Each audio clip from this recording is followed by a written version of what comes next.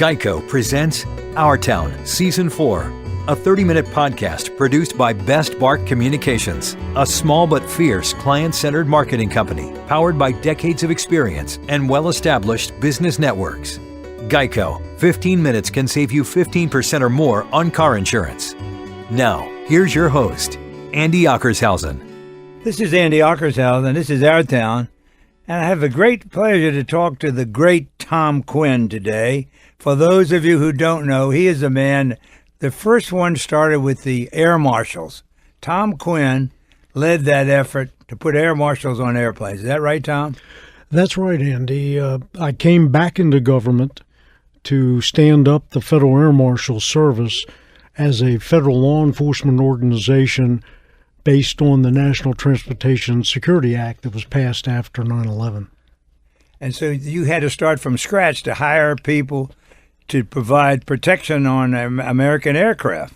And did you do any foreign aircraft too, or just U.S.? Just U.S. flagged air carriers.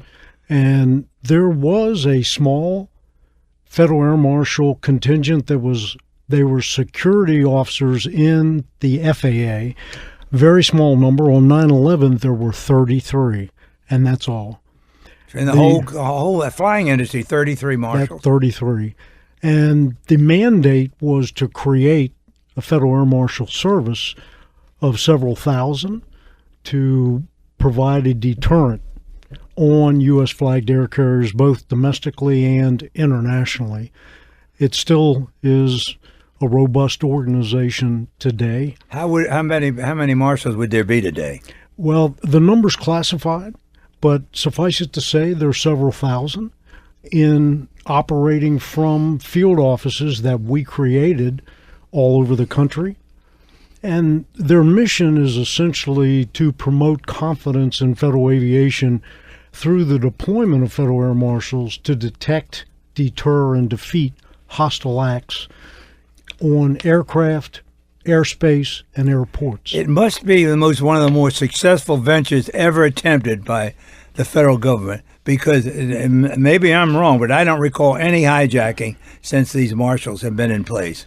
Well, there certainly hasn't been any hijackings. They are a significant deterrent, along with the rest of what TSA does. In terms of the screening, none of us like it, but it is a fact of life if you're going to fly. And the Federal Air Marshals really is the law enforcement component of that. But if you can imagine standing up an organization with a time certain, the commitment that was made to the President Bush 43 at the time, was that they would be stood up by the end of July of 2002. So from the time TSA was created, the Federal Air Marshal Service was essentially being stood up. You had roughly 6 months to select, hire, train, and deploy several thousand into offices that didn't exist around the country with no leadership to speak of in terms of the numbers. Nobody's ever done it before, correct? You didn't have any model to follow. And how do you go about most federal law enforcement agencies, the Secret Service, for example, the FBI, if they had 1,000 agents to hire in a year, it would be a monumental task for an established organization. We were a new organization with little or no management, no field offices, and no leadership in the field offices initially. No experience. And no experience, no one. There was no one to have any experience. That's right. And to be able to, we were selecting, hiring, training, and deploying several hundred a month. Tom, you came originally out of the Secret Service or FBI? Secret Service. Bite your tongue, Andy. With all your companions, we know them all. But Tom, let's go back to the beginning. You are a native of the area. In some respect, you went to high school here. I know you went to college here. I'm actually born in Washington D.C. Sibley Hospital. Grew up in suburban Maryland in Prince George County. Went to University of Maryland. Graduated from University of Maryland, and 2 days after I graduated, I entered on duty in the Secret Service in August 1969. And you applied? Was there a recruiting program at the time? Well, at the time, they were in the middle of a presidential campaign. And if you recall that period, in June of 68, Bobby Kennedy was a candidate. He was assassinated in Los Angeles. The Secret Service at that time did not protect candidates in election years. And so they were immediately called into action to begin protecting all of the candidates in 68. Of both parties, of all parties. Absolutely. Of all of the candidates. And so by the time the election in November of 68, the inauguration January of 69, those agents were actually characterized as having the same impact as having been at war, that they were totally burnt out. They'd been away from home working 7 days a week, 12, 14, 16 hours a day. So the service actually was able to expand and hire. And I was part of that first wave of hiring in 1969 that came into the service after the Congress passed the law for the Secret Service to begin protecting candidates. Did you go to school then down at the Quantico? Was that in progress then? The Secret Service in those days had its own Treasury training, Treasury law, because the Secret Service is the oldest investigative agency of our government, created at the end of the Civil War to subvert counterfeiting of U.S. currency. It was not until 1903 that they began protecting presidents. Teddy Roosevelt happened to be the first, and he was the vice president, and the president at that time was assassinated. Yeah, and Teddy moved up. Yeah, so that really began protection in the Secret Service. But they were really after counterfeiters originally, correct? Absolutely. It was all about counterfeiters. Today, the investigative responsibility of the Secret Service remains. It's a very significant part. I would contend that you can't effectively protect presidents of the United States, vice presidents, and others without first having that criminal investigative experience, developing street smarts and know how to deal with criminals on the street. And that is an essential ingredient in protection, even today. And I shudder when Congress at times talks about making the Secret Service a protective organization. If that ever occurred, the Secret Service over time would lose its ability to effectively protect presidents. And today they're the best in the world. The Secret Service, like every other organization, has its issues, but they you're out in front of it. You don't wait for it. That's what the service wants to find out about it before it happens. Absolutely. Get out in front of it. Well, and the advance surveys that the Secret Service does for every visit, for every protectee, is the key, really, to protecting all of the protectees that the service has. I've spent the last 2 years in large part in Saudi Arabia. I knew that, Tom. You've been gone from our town. Where have you been? You're over there helping the Saudis. But the big difference is in the Kingdom of Saudi Arabia, they have a very effective force, but they don't have the advanced survey skills or dedication to those skills that the Secret Service does, and that's really the big difference. Well, but you left you were recruited, or had you retired from the Air Marshal Service? Well, I retired from the Secret Service in 1989. Wow. Went into private industry. That's only 20 years. Had my own company through the 90s, and worked in the international protective security and training arena. Did a lot of work in Saudi Arabia. Had good U.S. clients, but also had some principals in Saudi Arabia that were clients. After 9/11, I came back into government. I was asked to come back to stand up the Federal Air Marshals Service, and I agreed to do it. So I had to jettison my own business. You were ready for that too, Tom. You did a lot of exploratory work before that, had you not? I felt like that I really had the experience to come in, both government, law enforcement, and business, to begin to create an effective organization.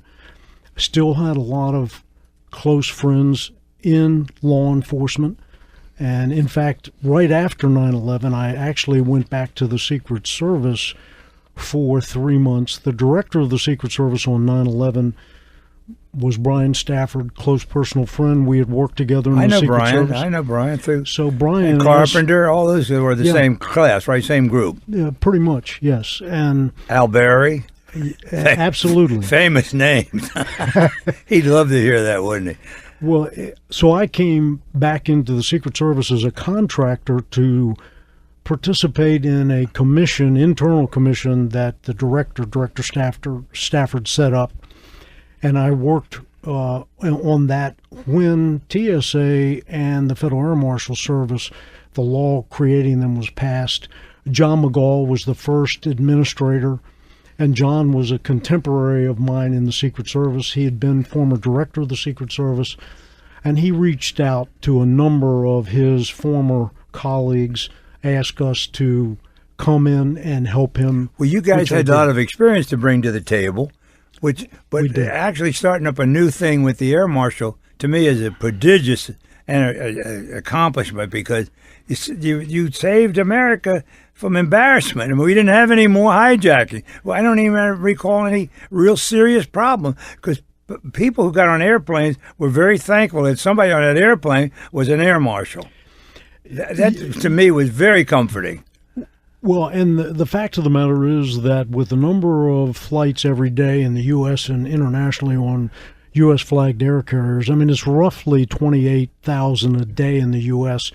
You could never cover every aircraft, but we had air marshals on a significant number of flights. You never knew which ones. And you did it in front, way out, but you're trying to prevent rather than stop, right?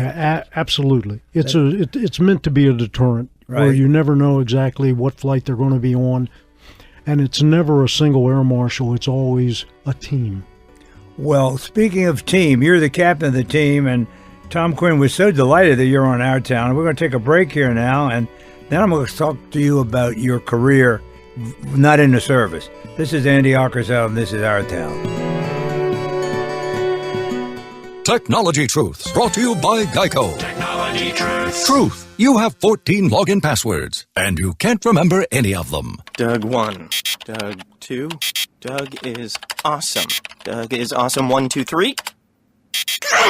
Truth. It's so easy to switch and save on car insurance at geico.com. Doug is super cool, ampersand underscore exclamation point, 1985. Knew it. Geico. 15 minutes could save you 15% or more. This is Attorney Mike Collins. Come to my seminar and I'll explain in plain English all you need to know about wills, trusts, taxes, probate, and how to keep your money in your family. I'll show you how to eliminate those dread death taxes and avoid the expense and delay of probate. See how our reservoir trust can protect your family's inheritance from lawsuits and the divorce court. Thousands of your neighbors have already attended. So watch the mail for your special invitation and register now at MikeCollins.com. That's MikeCollins.com. You're listening to Our Town with Andy Ockershausen, brought to you by Best Bark Communications. This is Andy Ockershausen. Our Town is talking with Tom Quinn, a major part of Our Town, but he's a local guy, grew up in suburban Maryland, born in the city, but moved to suburban Maryland, right, Tom? That's correct, Andy. Yeah. High school? High school, DeVal High School, class of 64, matriculated University of Maryland. Took me a little longer than most to get through. I worked 2 jobs while I was in college. And is Maryland, do they have a criminal course, or not a criminal course, but criminology at anything, University of Maryland? They do today. They did not then. I was a business major and graduated with Smart man. BS degree in business. But clearly in my senior year time frame is when I decided I really wanted to go into federal law enforcement. And I remember my dad saying to me, if you want to go into federal law enforcement, you want to go with the best. You know what I mean, kid? Okay, Dad, what's the best? The Secret Service. So, but he was not a Secret Service, was he? No, he was not. But he had been a deputy U.S. Marshal. Oh, I see. Years before. He short career, 5 years as a deputy U.S. Marshal. But his closest friend was a career Secret Service official, and So he knew someone what I you were know. going to get into. He knew Pretty much. from firsthand experience of your friend. Absolutely. But how in the world then did you transition into doing? You never were CIA, were you? No. But you had relationships all over the map, of course, being Secret Service. And has that led you to get clients out of offshore after you retired? I guess these contacts were invaluable. They certainly were, plus probably one of the most significant times in my own career. I was assigned to the Office of Training, first as an instructor, then later as a Deputy Assistant Director. And we were creating Secret Service counter assault teams at that period of time, explosive detection K9 teams, and we were furthering the Secret Service counter sniper unit, really growing it. And I stumbled across a small group at Fort Bragg, North Carolina, that was creating Delta Force. Charlie Beckwith. Way back when, huh? With Lewis Delta. Henry, Bucky Burris, and others. And we became closely tied, closely aligned. We helped them significantly in the early days in creating Delta. They helped us significantly in creating the Secret Service counter assault teams and the counter sniper teams. We internally pushed them forward and created that as a full-time organization as opposed to a part-time firearms instructor capability. These are all preventive people, correct? Absolutely. Who do the job ahead of a crisis. And that's really what the Secret Service is all about. The Secret Service, from a protective point of view, is all about preparation, doing the advance, and then putting the agent out there as the inner perimeter, protecting the president, vice president, and others. And you essentially are in a dangerous game, trying to make certain that nothing happens. In fact, Jerry Parr, who was quite a famous Secret Service agent, wrote a book about the Secret Service. Jerry's words still ring in my ears of September the 13th, 1973, when he spoke to a group of agents assigned to Vice Presidential Protective Division. And he began his remarks by saying, "You're engaged in a deadly game. The stakes are high, and you can't put a price on what you do." Agents today feel that deep down in their guts. And my son, as I mentioned, is 21 years on the job in the Secret Service today. He gets it. Is he in a field office here? He's currently he's in the Office of Protective Operations. He's a special agent in charge, and he is my hero. He's a guy that great leader. You taught him good, Tom. He understands the basic pillars of leadership that most don't. I refer to it as TTMC squared over WWF. Truth, trust, moral clarity, moral courage, and walk without fear. TTMC squared. I love that. WWF. Too many people in business and government today, especially in government, they don't understand walking without fear. They're afraid of their next promotion or who's going to say what about them. And real leaders must walk without fear. They got to be out in front. No question. And you have to understand how important truth, and there is no trust without it, and moral clarity. You have to understand how to determine those very difficult gray areas. And then, most especially, you have to have the moral courage to do the right thing. Tom, you're so right, Tom. And this is a great conversation. Your son is going to be, he got a great teacher, obviously, so he learned from the knee, right? He learned from the voice of experience. We're going to come right back. We're going to take a break here, and I'm going to come talk to Tom about his private life. We've only talked to him about his federal or government life. This is Our Town. This is Andy Ockershausen. Hi, Tony Sybil here to tell you about Tony and Joe's and Nick's Riverside Grill at Washington Harbor in Georgetown. Spectacular new restaurants. We've spent a lot of time rebuilding. You'll love it. It's really fantastic. For any information, you can go online to tonyandjoes.com. It'll be a wonderful experience for the whole family. Call 202-944-4545 to make reservations. Everything is fabulous. You've got to come down and have some wonderful food. Hi, I'm Charles Mann. For athletes like me, playing every down in a pro game is like getting in a car accident. After years of playing football in Washington, my body is broken. I've had countless surgeries and joint replacements. I've been looking for a non-surgical treatment since I ended my career. I heard a radio ad for a seminar about alternative treatment. It's called regenerative medicine, which stimulates your own body to heal and repair itself. No surgery, no more pain. That got my attention. I went to a seminar to learn firsthand all about it. Now you too can benefit and receive this treatment. This is the same procedure that pro athletes use to quickly and effectively recover from injury.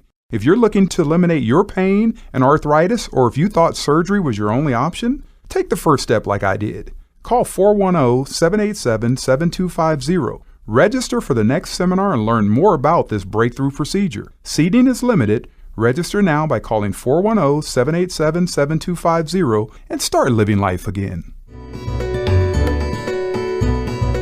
You're listening to Our Town with Andy Ockershausen. This is Andy Ockershausen and talking to Tom Quinn about our town and the significance of 9/11 that we all lived through, Tom. That was the almost a very, very, very, very tragic. It was tragic in some ways, but it could have been a lot worse. But the service stood tall that day. Not only on 9/11, but if you go back to the assassination attempt of President Reagan, it's another one of those events that... I'm sorry, I meant that. That's right, that we lived through, that if you were of high school age or older, you remember exactly where you were and what you were doing. In the case of President Reagan, it's a very good example of the training of the Secret Service, how to react and respond. On that day, March 30th, 1981, the working inner perimeter of the shift immediately cover and evacuate. Jerry Parr, Ray Shattuck pushed the president into the limo. Tim McCarthy was part of the working shift as an agent. He was shot. The other agents, both Presidential Protective Division and the field office agents, Danny Spriggs and others, they were assaulting the assailant. They were guns out, guns drawn. Bob Wanko had the Uzi submachine gun out of the briefcase. They were going standing tall to the assailant. The mill aide in uniform, you might recognize if you reviewed the video, his first reaction was to hit the ground. That's not a criticism. That's his training. That's the military training, to hit the ground. Secret Service training is to cover and evacuate and, within arm's reach, go after the assailant, which is what they did.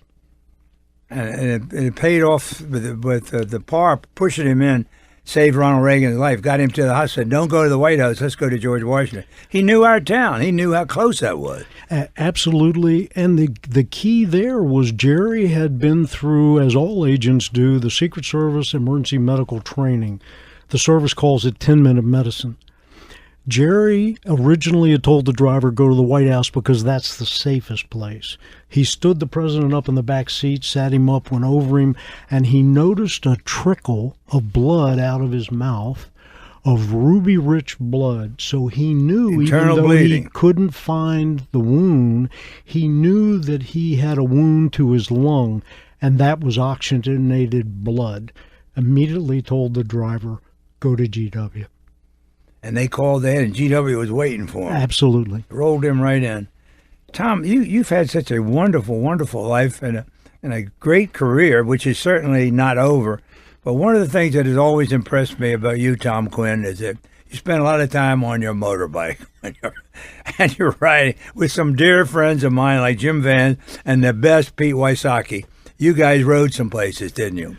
We did indeed, Andy, and I had the pleasure of riding with Pete and Jim on occasion. and with Pete many, many times. And Pete rode motorcycles just like he played football. He was the wedge buster in football, and a great one. And on a motorcycle, he rode a BMW 1100 RT, and he rode it like it was a Ducati. And we had one ride comes to mind. We started at my house in Reston, and we were heading to a friend of mine's place in the mountains of West Virginia. And there were 8 of us riding, including Lyle Lovett and his father, Bill Lovett, both of whom were very accomplished motorcycle riders. Wow, I didn't know that. Never heard that before. Lyle had grown up riding motocross, and he was outstanding. The local Harley dealership, Rockville Harley Davidson and Batley Cycles manager, Tom Bouzas, he provided a Road King Harley Davidson to Bill Lovett. Where was his distributorship? It's in Rockville, Maryland. In Rockville, gotcha. And this was Reston, Virginia, but Tom Bouzas came with a Ducati for Lyle and one for him, and he rode with us, and it was a 3 or 4 day trip. And I'll never forget, our first stop out of Reston was Middleburg, Virginia. We stopped for breakfast, and Lyle and Tom Bouzas and Pete, they couldn't wait to get on their sport bikes and hit those twisty single lanes through the mountains. And I knew we wouldn't see them again to lunch, and we didn't. We're on our Harleys. At lunch at a McDonald's, Lyle comes over to me and he says, "Tom, you got to talk to Pete. He's going to kill himself." He was trying to keep up with the 2 of them on their Ducatis that had been riding for 25, 30 years experience. Pete had about a year at most of riding a motorcycle, but he was so competitive he was going to stay with them even if there were 18-wheelers coming the other way. He was going to be there. When he got into things, he went in all the way. I know that. He did. We had a number of rides. We did Daytona together. We took the train out of Lorton. Oh, 6 of us. Put your bikes on the train? Put our bikes on the train, got off in Sanford, Florida, did Bike Week. And Pete was always a great guy to be with and be around. And I miss him to this day. It's been 15 years. We never go a day without talking about Pete, Janice and I, because, we worked intimately. He was such a loyal guy, and I'll never forget that. We had a television show that Pete had done a show for Channel 50, and they didn't know what they were going to do, so I jumped in and said, we'll do it on Comcast, and we'll do a great job. We'll throw Channel 20 out. We were Channel 50, and we throw out Channel 20. So they then decided that they wanted to do the show, and they approached Pete and George Stark, but Pete was the boss, and they said, "Pete, we're going to give you a lot more money." And Pete said, no, I give him my word to Andy. We're going to do it with Channel 50. And I never forgot that. That kind of loyalty in our business was kind of tough because people would move for money. Money didn't move him. No, Pete was a very loyal guy, and Pete loved the foundation that I'm a part of now, the Special Operations Warrior Foundation. I've been on the board for the last 15 years. The foundation was created in 1980 after the ill-fated attempt to rescue the Americans in Iran, commonly known as Desert One. It was the Eagle Claw operation. Well, that ill-fated event in the desert where we lost the Marine helicopter aviators and some Air Force aviators on C-130. From that, there was a foundation created, Special Operations Warrior Foundation, to educate those children. That foundation today, we have 163 children in college right now. Wow. We cover everything. We have over 800 children in the queue for that. And we also assist the severely wounded out of the U.S. Special Operations Command. So whenever today, if you're a Navy SEAL or Army Special Forces or Ranger or Air Force Combat Air Controller or Marine Special Ops, you know that you have our enduring promise that we will educate your children if you don't come home. and it gives them That's a great powerful deal. thing for those guys, right? Yeah, great deal of Wonderful. confidence going in to the hot spots that they go into. Today, we are still at war, even though our nation doesn't seem to recognize it. But today, even though the Special Operations Command only makes up less than 2% of the total force, 50% of the fatalities and serious casualties are Special Operations forces that make the best up such and the a small. brightest. They're right at the head of the spear. That's right. That's exactly right. You got Pete helping you, and he helped everybody. And I would never, and Janice and I know that, we never would ask Pete for any favor what we were doing for the public and personal appearance. He always stood tall. We just had a wonderful, wonderful relationship. He was the same thing when he was doing dogs. Remember, that was his passion absolutely. for a while. The dogs, dogs, or sailboats, or The bongos. the bongos. But John Riggins is another wonderful guy. John has come to and participated in Special Operations Warrior Foundation as an advocate. Rigo has. He sure has. He's a good guy, and his wife used to work for us right here at WMAL. We're real close to that thing. But Pete and all of you guys doing that riding were so special, Tom, and I hope you keep it up now. You probably don't ride as much as you used to. I don't, but I still have a stable of motorcycles. Yeah. So, well, my son, who was, I don't know whether Jim Wells told you that, was the Harley dealer, East Coast Harley, down in Dumfries, down in there, Quantico, and he had made so much money, he sold it and left and moved to Nevada. Andy, he made so much money. My first new motorcycle I purchased from Keith Ockershausen. Did you? At Triangle Harley Davidson. Yeah. Then it became East Coast, right? Yeah, it was a 1996 Road King, and he must have thought I was silly because I went in there a year before to buy a motorcycle. He said, well, you can come back in January and give us a deposit, and we might have one 10 or 11 months later. I didn't realize they were that much in demand. Oh, the demand was incredible at one time. The company got in trouble, but the dealerships were always healthy. But please tell him I still have that motorcycle. That's his son right there. That's my grandson with the beard, and he was just with his father, with Kurt, for Thanksgiving. Now we got him for Christmas. Yeah, I said We Keith, got it's children Kurt. and grandchildren. But Tom, this has been such a pleasure. You are an icon of what you have done, and a hero of the Marshal Service, which I know. And that was, a work of love for you. It had to be, because you started from scratch. You had no plate to follow. You had to start ad-lib everything, didn't you? Tremendous respect for those that came from other federal law enforcement agencies to help stand up the Federal Air Marshals Service, and to all of those Federal Air Marshals that understand what it's like being at 30,000 feet, felony in progress. You can't back out. There's no backup. You got to do your job. You're on your own. You're responsible. The pilot's not even responsible anymore. You are, for that aircraft. It's a team for sure. The pilots certainly are in command of the aircraft, but the Federal Air Marshal team on board, when they're there, it's a comforting feeling for the flight crew and for the flight deck crew. Well, we had an interesting experience, and I only bring this up because Janice and I went through it together. We had an opportunity to visit Israel, and we went in and saw the sights and became, enraptured of what has happened to that country. And we're leaving, and the guy at the gate, he was in uniform, I believe, and I said, "Do you want to go through these papers?" He said, "No, we know who you are."